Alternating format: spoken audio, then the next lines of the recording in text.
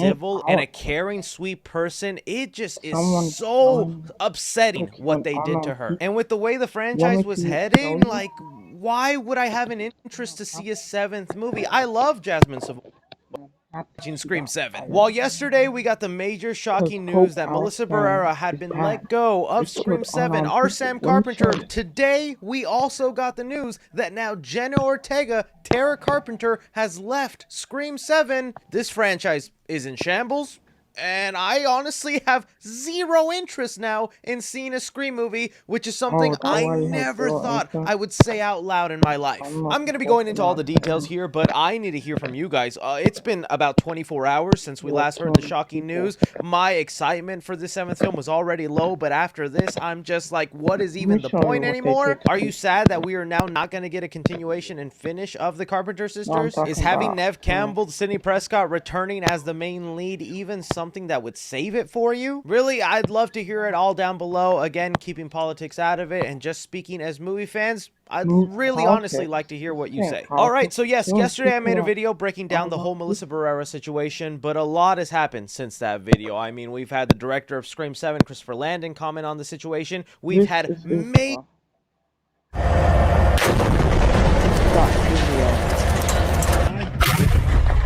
Phone up.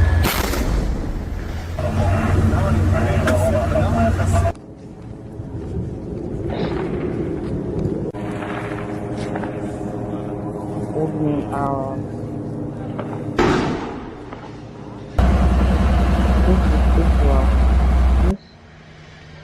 this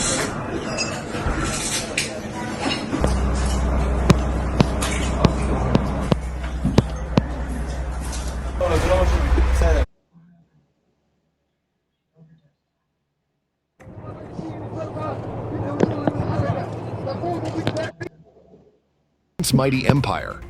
Let's explore together the history and military strength of this nation.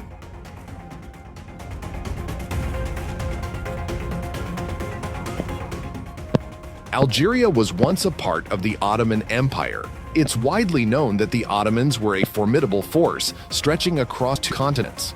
Ottoman Algeria was one of the empire's territories, renowned for its lethal military strength. Algeria is a country on the Mediterranean coast of North Africa. The Ottomans expanded their reach into Africa through Algeria, among other regions. The military strength of Algeria in the past included various elements that made them a formidable force on the battlefield. One key component of the Algerian forces was their strong cavalry, composed of horses and chariots that provided advantages in speed, momentum, and elevation during assaults. This gave them an edge in transporting equipment, logistics, and spoils from successful raids. A skilled archer in the Algerian forces could bury arrows under a sand dune, bait the enemy into a chase, and then strike while retreating. The Algerian light cavalry was adept at pursuing retreating enemies, shielded by defense. The use of horses, camels, and other pack animals played a crucial role in logistics across the hot desert terrain of Algeria, where sourcing water was vitally important.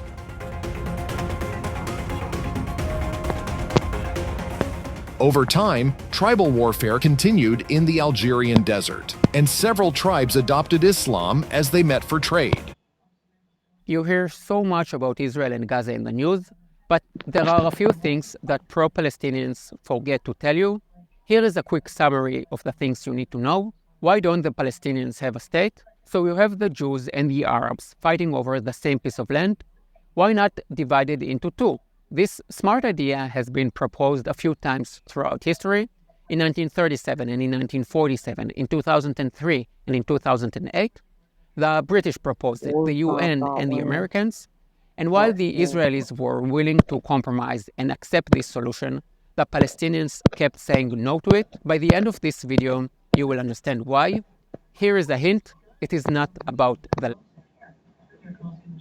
We begin tonight with the Middle East in flames. Israel has formally declared war after that unprecedented multi-pronged terror attack from Hamas, shocking the nation, catching its intelligence service by surprise. The death toll is mounting and at least 100 taken hostage. Several Americans are now confirmed to be among the dead. And a warning, the details and images are disturbing.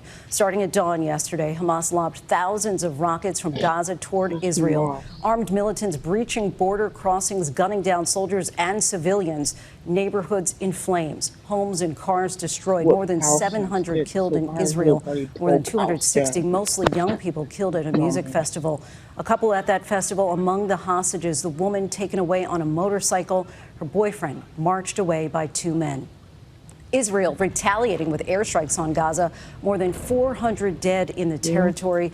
Prime Minister Benjamin Netanyahu warns there is a long and difficult war ahead. The Pentagon now sending an aircraft carrier strike group to the region, part of President Biden's promise of rock-solid and unwavering support.